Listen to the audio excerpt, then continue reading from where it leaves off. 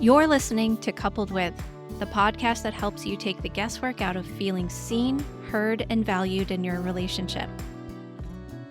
If you've ever felt stuck in the same arguments, struggled to stay connected, or wondered how to better communicate with your partner, you're in the right place.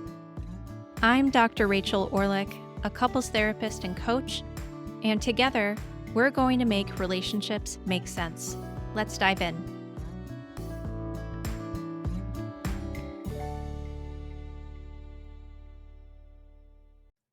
A couple weeks ago, I reshared the episode of Loving Someone Who's Been Hurt. This week, I'm bringing back its companion episode. This one for the partner who's been hurt. If you've ever shut down when things were going well, started a fight just to get some space, or wondered why you keep pulling away from someone who's actually safe, this episode is for you. Not to fix you, just to help you understand what's actually happening and what it might look like to actually take one small step toward the closeness you actually want. Before we get into it, if this show has been meaningful to you, I'd love to hear it if you took a moment to leave a rating and review. Like Rachel, who wrote that this podcast covers such important and meaningful information in such a clear and relatable way. Rachel, thank you. That's exactly what I'm reaching for. Okay, let's get into it.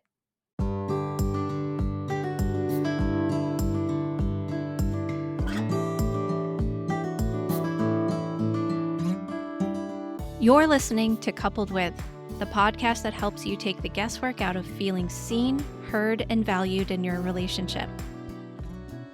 If you've ever felt stuck in the same arguments, struggled to stay connected, or wondered how to better communicate with your partner, you're in the right place.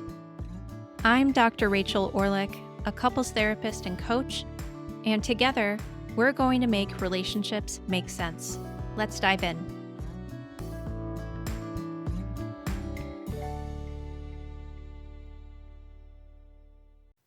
You want to love.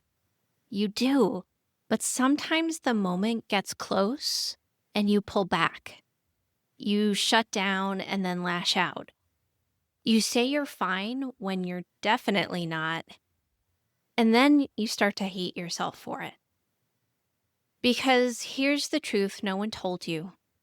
Relational trauma doesn't go away just because you found a good person.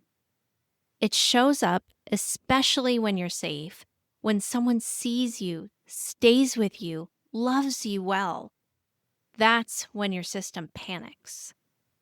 Can I really trust this? When is the other shoe going to drop?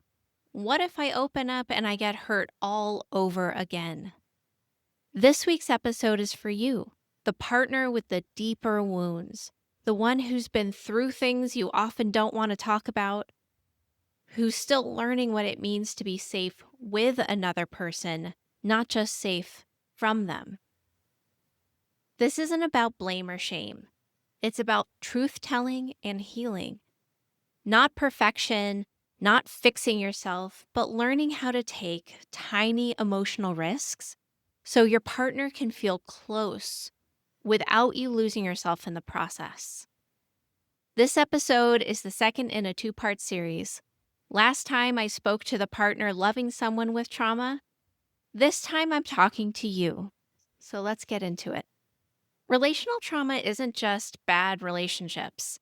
It's about what your nervous system learned to expect in love. Maybe you grew up with a parent who exploded over small things, or one who went quiet for days, leaving you guessing maybe you were wrong. Maybe you were told your emotions were too much, that your needs were a burden, that being lovable meant staying small, perfect, or invisible. Or maybe it wasn't one big thing at all. Maybe it was all those little moments that taught you love equals control, or predictability, or betrayal. And now, even though you're with someone who's not trying to hurt you, your body still responds like danger is right around the corner. That's not weakness. That's not drama. That's your nervous system doing what it learned to do, to protect you. But here's where it starts to get kind of complicated, because the strategies that once kept you safe, they can quietly sabotage the closeness you actually want now.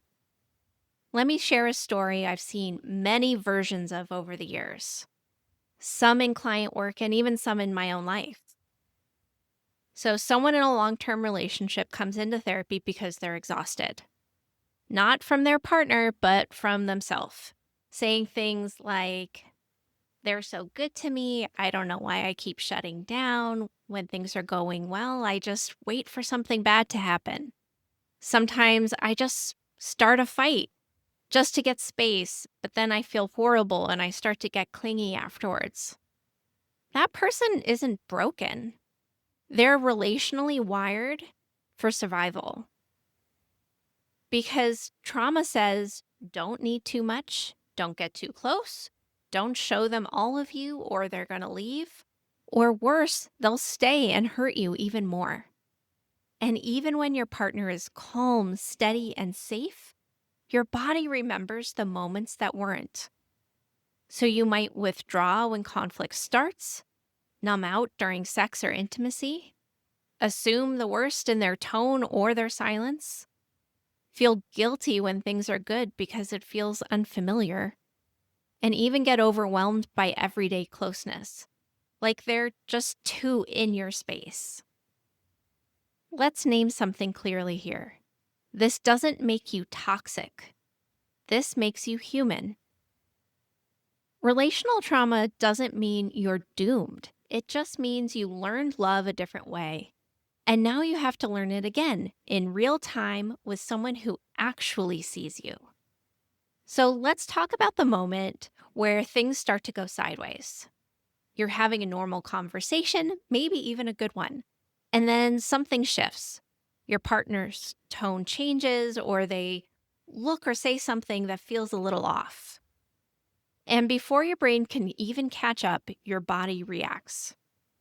Your chest tightens, your jaw clenches, your heart rate picks up, and you go cold or hot or blank. Maybe you say something sharp without meaning to. Maybe you go completely silent.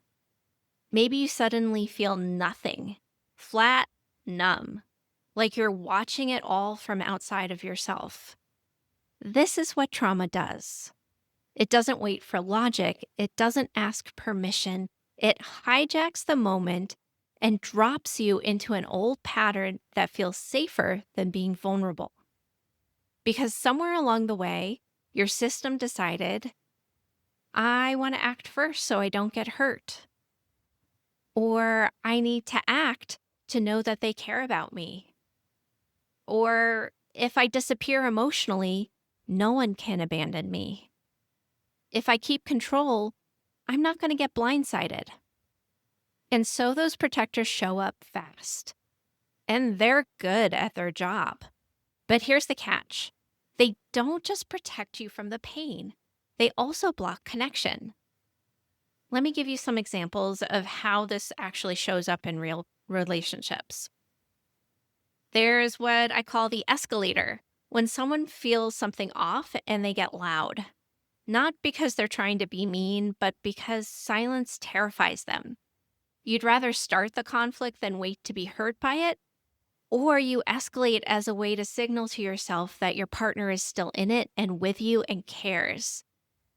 But your partner experiences it as intensity or attack. And then there's the vanisher.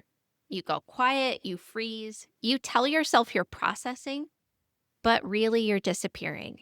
Because speaking your needs or feelings feels really dangerous, and it always has. You don't know how to stay present and vulnerable at the same time. Maybe you're the performer. You stay nice and agreeable, low maintenance.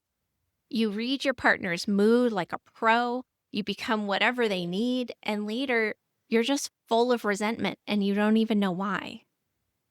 You might be the analyst. You talk in circles around your feelings. You intellectualize instead of getting messy. Vulnerability feels really slippery, So you stick to logic, but your partner is left wondering, do they actually feel anything at all? And you might actually be the perfectionist. You try to be the ideal partner. You keep the peace. You avoid conflict by anticipating every need, fixing the problems before they even happen so they don't escalate at all, being there 3 steps ahead. But you're always tired, and under it all, you're feeling lonely. Do any of these sound familiar? These patterns are not personality traits. They're adaptations, and brilliant ones at that. They helped you survive. They protected you from chaos and abandonment and emotional whiplash. But in your relationship now, especially if you're with someone who's trying to love you well, they just don't serve the same purpose, and they actually become barriers. Not because you're doing anything wrong, but because connection requires presence. And trauma-trained protectors tend to be really good at getting you out of the present. One client I work with said that they didn't even realize they were testing their partner. They'd always just pull away and see if he would follow. And if he didn't, they'd tell themselves, see, I knew he'd leave. But the truth is that they never gave him a chance to show up. That's the cruelty of trauma. It makes you rehearse the outcome you fear just to feel like you have control over it. And when you're caught in that loop long enough, you start to believe that you're the problem, that you're too complicated, too reactive, too much to love. You are not broken. You are trying to feel safe in the only way that you know how. And here's the good news. Your patterns aren't set in stone. They're just well practiced. And you can learn new ones, slowly, gently, in a relationship with someone who's willing to go there with you. So we're going to talk about what this actually looks like in real life. Because healing isn't about being perfectly regulated or never getting triggered again. It's about learning how to recognize your protective moves and choose something different, something truer, when connection matters more than control. Let's talk about something tender, because while this episode is here to honor you, your history, your healing, and your inner world, we also have to name this truth. Your pain affects the person who loves you. And I know hearing that can feel brutal, because chances are you're already hard on yourself. You already carry shame for the way you react sometimes. You already worry you're too much or too cold or not emotionally available enough. So let me be clear up front. I'm not blaming you. This is about repair. Because understanding how your trauma shows up for your partner isn't about guilt. It's about being in the kind of relationship you actually want. One where you don't have to keep choosing safety over closeness. So let's name what it's like for them. Your partner may be wondering if you even like them, feeling like they're always walking on eggshells, constantly guessing how to say it right so you don't pull away, giving more than they get emotionally, and afraid to bring up their needs because they don't want to overwhelm you. These are things that I deal with in my relationship every day. Really quick, I created a 7-day email course and I want to make sure that you know it exists. It's called Break the Cycle. Every day for a week, you get one email that goes a little deeper into the pattern underneath your conflict. Why the same fight keeps happening, what's actually driving it, and what it looks like to start interrupting it from your side. Each one comes with a short activity. 5 minutes, maybe less. It's free. It's not a sales pitch dressed up as content. It's just the work in a format that fits into a regular work week. If you've been listening to this podcast for a while and thinking, okay, I get this conceptually, but I'm still kind of stuck, this is the next step. You can sign up at my website, and I'll link it in the show notes. All right, back to the episode. And the truth is that our partners love us deeply, but they may also feel lonely or confused, or like no matter how gently they try to reach for you, they just get met with distance, defensiveness, or shutdown. I've sat with many partners who say, I just want to feel chosen, or I'm constantly trying to prove that I'm not this bad guy. Sometimes they just feel invisible, like there's no room for them in a relationship. And I know that's really hard to hear because it can sound like they're saying your trauma is the problem. Quick pause here, because what we're talking about in this episode is often part of a larger pattern. One partner starts trying harder to hold the relationship together, the other partner starts pulling back, and both nervous systems end up feeling more and more overwhelmed. If that dynamic feels familiar, I made something that might help. It's a free 10-minute training called Why Love Feels Like Too Much, where I explain the cycle that escalates both partners, and a short nervous system reset that can help you interrupt the spiral before it turns into another painful fight. You can find it at the link in the show notes. But it's not. What they're really saying is, I want to be close to you and I don't know how. And let's be honest, you don't always know how either. I struggle with that too. There are times that I just want to let my husband in. I really do. But sometimes it's like there's a wall that I don't even remember building. And that's really what makes this work so frustrating. The very things you do to protect your heart are often the things that make your partner feel shut out. And then you feel ashamed. And then you feel shut down more. And then you get quieter or angrier. And round this cycle it goes. As you may have gathered, I've been on both sides of this. There have been many times in my marriage when I've just felt so activated, so raw and on edge from things outside of our relationship that end up playing out inside our relationship. And I become really emotionally unavailable. I pull away without meaning to. I get cold when what I really want is comfort. But I don't know how to let that comfort in. I don't trust it. And my husband, he's steady, he's kind, and he's human. But there comes a point where there's only so much that he can take without feeling like I'm just shutting him out completely. And when I hear that, it guts me. And it's not because he said anything wrong. It's because I realize that I'm making him work so hard to love me. And I wasn't giving him the chance to show up and help me feel safe. You know, when we have those moments where he and I talk and we're able to notice what's happening, it doesn't fix everything, but it shifts something. It makes me ask myself, what do I want more, control or connection? And that's the question I want to offer you now, because you can't undo the past. You can't erase the ways your body learned to protect you, but you can start choosing differently.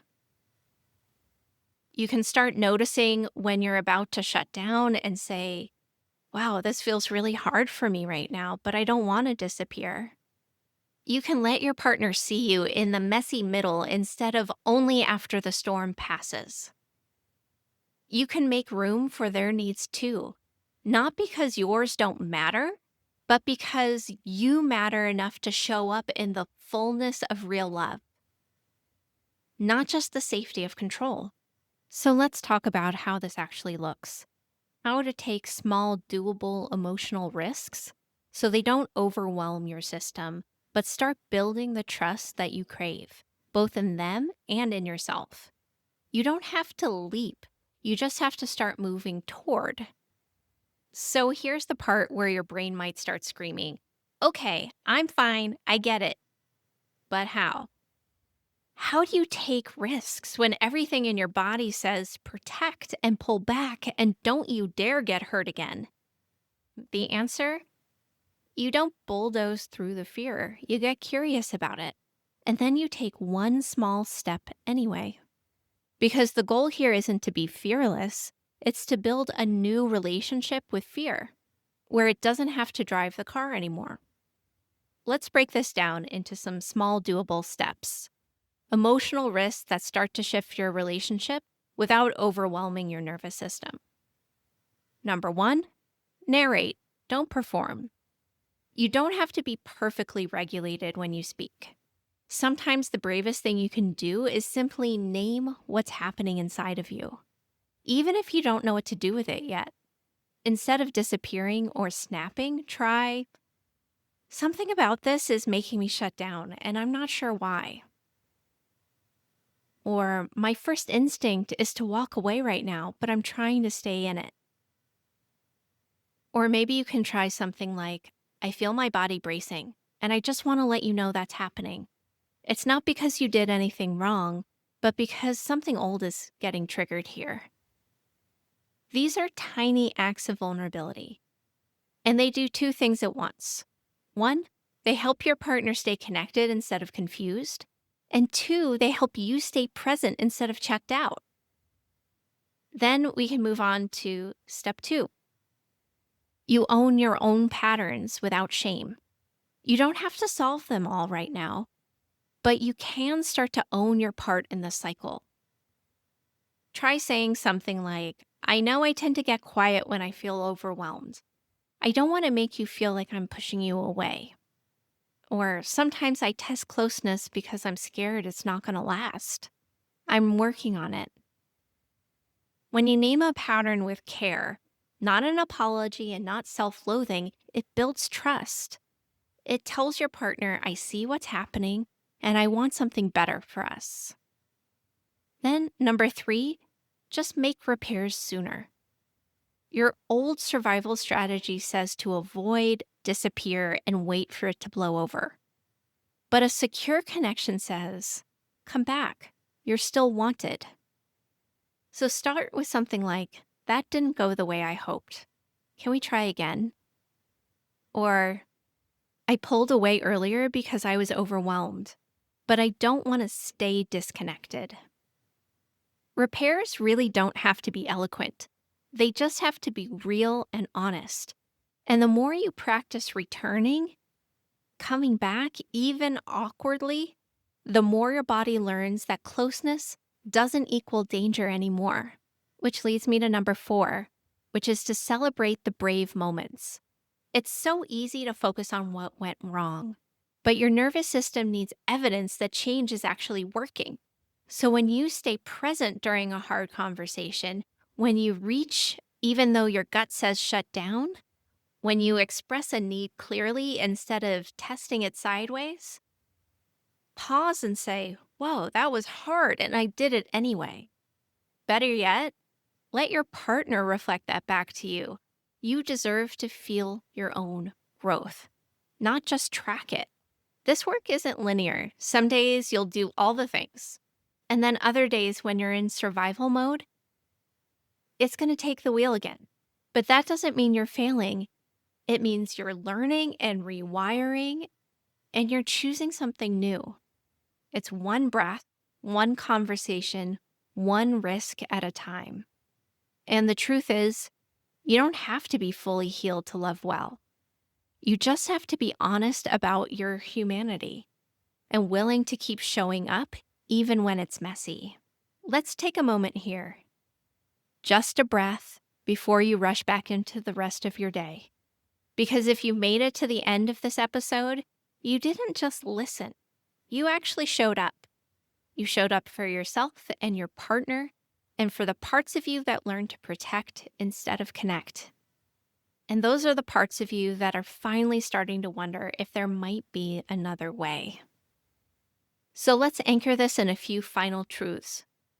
You are not too much, you are not broken, and you are not hard to love.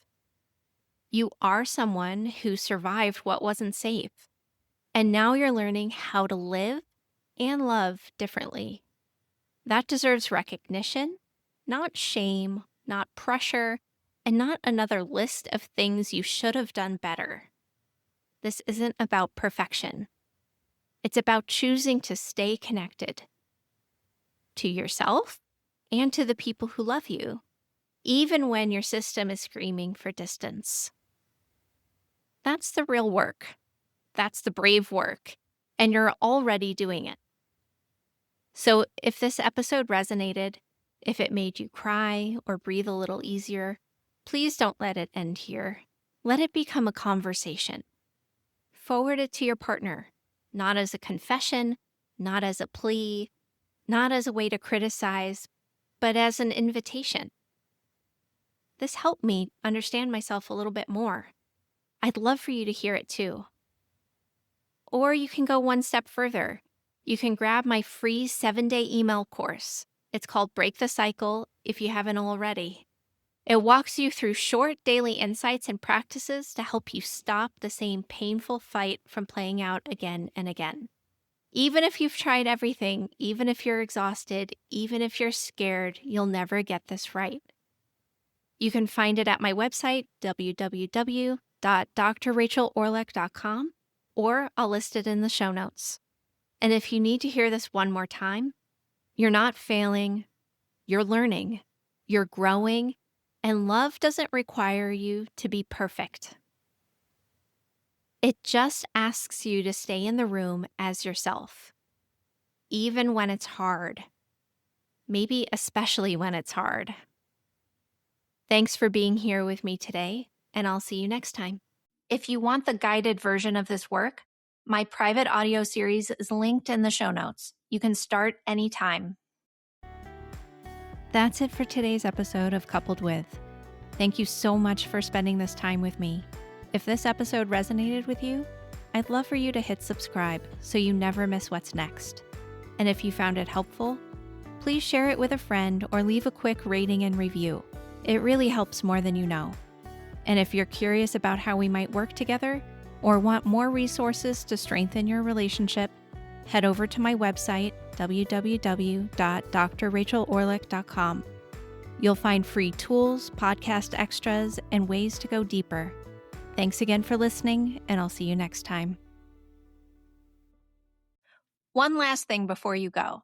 If you heard me mention the free 7-day email course earlier and thought you'd look it up later, later is now. It's called Break the Cycle. It's free, and the link is in the show notes. I'll see you next week. That's it for today's episode of Coupled With. Thank you so much for spending this time with me. If this episode resonated with you, I'd love for you to hit subscribe so you never miss what's next. And if you found it helpful, please share it with a friend or leave a quick rating and review. It really helps more than you know. And if you're curious about how we might work together or want more resources to strengthen your relationship, head over to my website, www.drrachelorlek.com. You'll find free tools, podcast extras, and ways to go deeper. Thanks again for listening, and I'll see you next time.